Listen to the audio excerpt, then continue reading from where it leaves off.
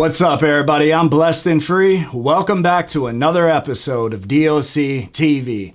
So if you're tuning in for the first time and you just happen to click a link and brought you into this video, on this channel I talk about my stories, prison, jail, crime, and the corruption that goes on in all of those. I haven't really been sharing a lot of personal stories, but today I'm going to share a personal story, and that's because it's a question I get asked a lot.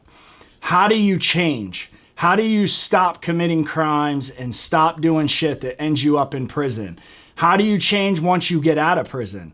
And in today's episode, I'm going to try to answer that the way that I can. And I'm going to speak on my personal experience. And for me, man, I believe that a person can only change from making decisions like, doing crime or being addicted to drugs, which eventually leads to crime, going to prison and getting out of prison and not still continuing to do the same shit that got you there in the first place. For my experience, pain is what stops that. All the shit that you go through, when you get into the legal system, it is very hard to get out of the legal system. It has a way of putting you in a chokehold and basically choking you out until you submit. And what I mean by that is submitting can mean getting arrested, being in the legal system, going to jail.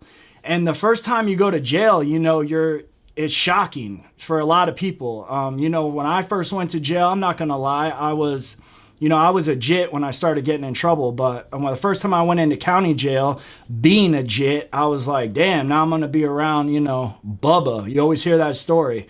And, I'm a little kid at that time. I'm not big, I'm skinny.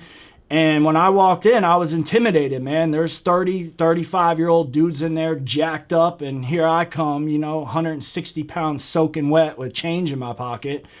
And it's intimidating. My first time in jail, I had to do I think it was 40 days or something. So I got into the routine. I learned how, shit happens in there, how to move, how to talk, and how to read people. And what I meant by the chokehold was that's exactly what the system wants you to do. They want you to go to jail. They want you to be scared of it. You walk in, you realize, if you got some heart and you'll get in the grid, that it's not so scary. You just got to stand up for yourself, not take no shit. Don't let people try you. And you get used to that. You acclimate to your environment. And so what happens when you do that is it's not as such a big deal to go back to jail. So when you get out of jail, you're like, well, damn, I'm going to keep selling this. I'm going to keep stealing this. I'm going to keep doing this. And you're just like, when I go back, I'll just start that same routine over again and wait till I get out. And then finally, you're going to do some shit that's going to send you to prison. And the same thought process happens when you go to prison. When I first went to prison, I was in fear of the unknown, not knowing what to expect. Is this going to be like jail, or is shit going to pop off in here? Not saying that it doesn't pop off in jail, but in prison, it's a different ball game. And then I finally went to prison. And, after the first month, 2 months, I get to my main camp, get in my routine, figure out who's who, how to move, and, who to talk to, who not to talk to. And that's a big thing when you're in prison, is opening that door. And what I mean by that is, there's a lot of people in the dorm, and you can't be friendly with everybody, because eventually somebody's going to start taking advantage of that shit. And at that point, you already opened the door. So once that shit's open, it's kind of hard to close that. And that's how you can run into some problems. So when I went to prison, it wasn't scary as I thought it was going to be. And I adjusted, again, product of my environment. I acclimated myself to it. And I think that was a big reason why the first time I went, I got out and eventually went back. And, the first camp I was at was a sweet camp. I was close to the house, so I got Vizos, got the bomb and shit, made some money when I was in there. And so when I got out, my mindset was telling me, I don't want to come back. I want to do the right thing. I don't want this to be my life. And then you get out and reality smacks you in the face. Now you got bills. Now you don't have somebody bringing you fucking 3 meals a day and no rent and no electric. And So when you get out, all that shit, now you got to man up and handle all that. And, you know, being a felon, it can be hard to find a job sometimes. I'm not saying it's impossible.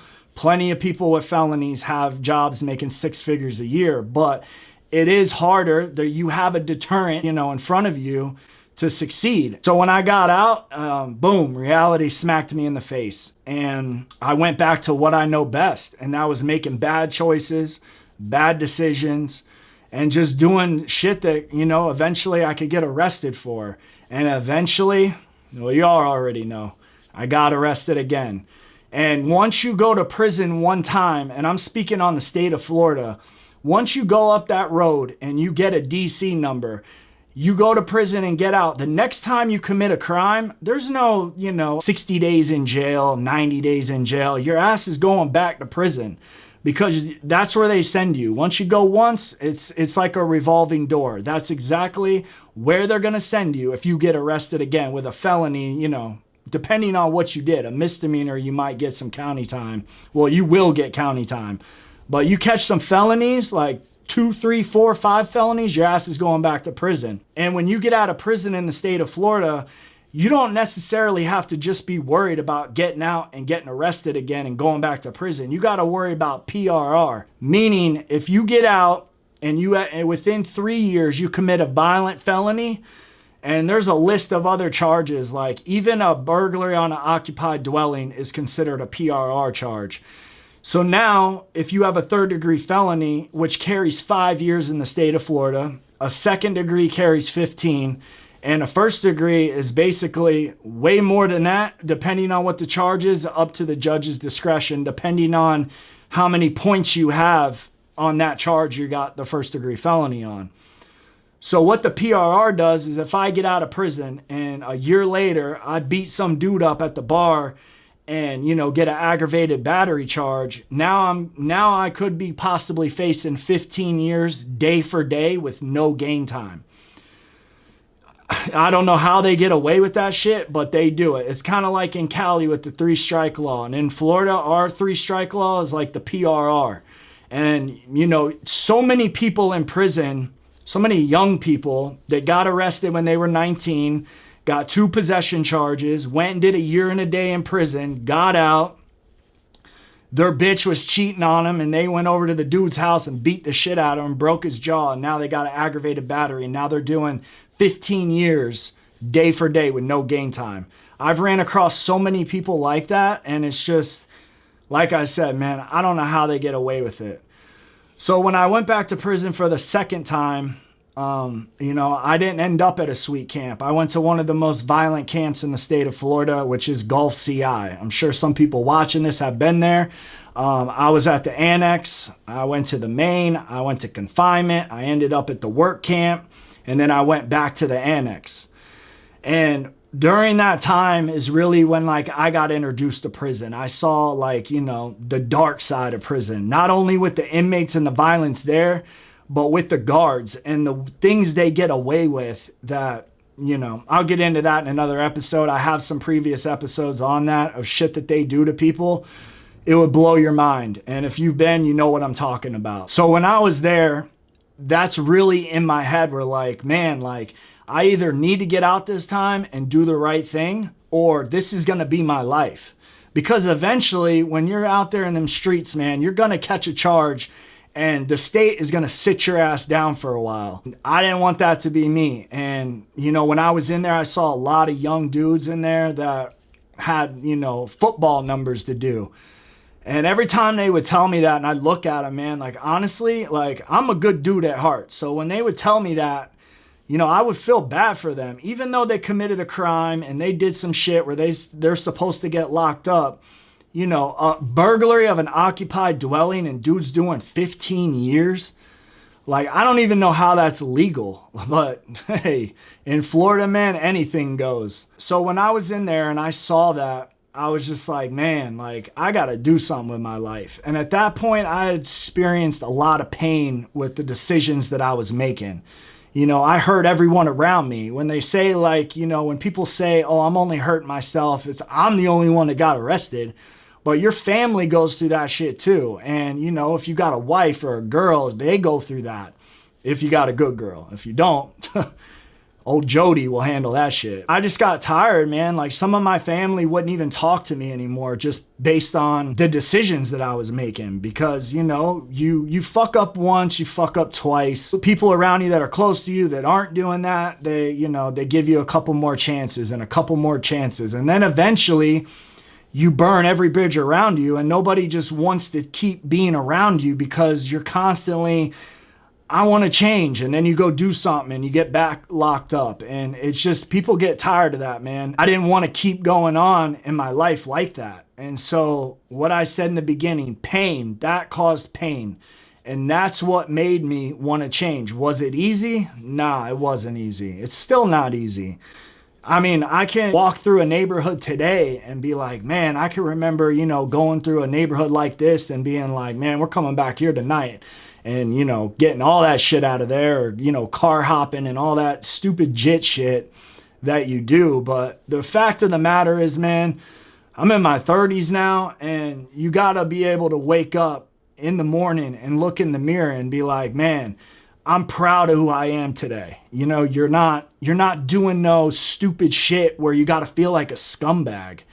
And that's what made me want to change. I got tired of looking at the man in the mirror and knowing that, like, there's nothing in my life I should be proud of. Like, yeah, you could go sell a bunch of drugs, make a lot of money, and do all that shit, but eventually all that shit is gone because you spend that on lawyers, on bonds, on canteen shit. I was getting like $75 a week when I was in prisons for, you know, 2.5 years. Add that shit up. That shit adds up. And that, you know, luckily for me, my grandma was still alive and she would send me money. She's not alive anymore. I'm sure it had to kill her to, you know, you have a collect call from a state facility.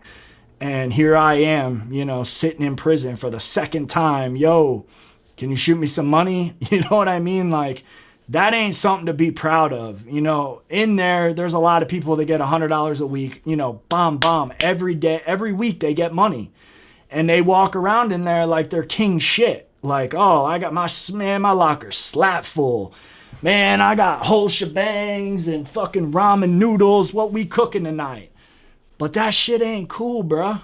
Like, that shit's not cool. And if, you know, you're in your 30s, 20s, and you think that shit's cool, it's not, bro. Tired of the pain, man. I just wanted to change. I wanted to not be stressed out all the time, not have to look over my shoulder.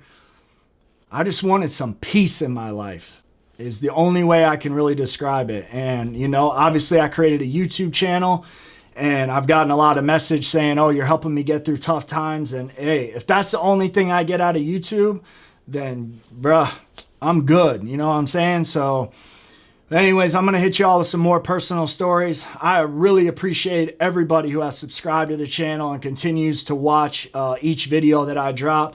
Shout out to the Noti gang. I know who you are. I see y'all commenting and shit. I really appreciate it, man. Y'all are some riders. I just want to thank you for tuning in for today's episode. If you've enjoyed it, man, go ahead and hit that subscribe button, hit that like button, and turn your post notifications on all. So every time I drop an episode, you can hear it first. And with that, it's DOC TV, and I'm out.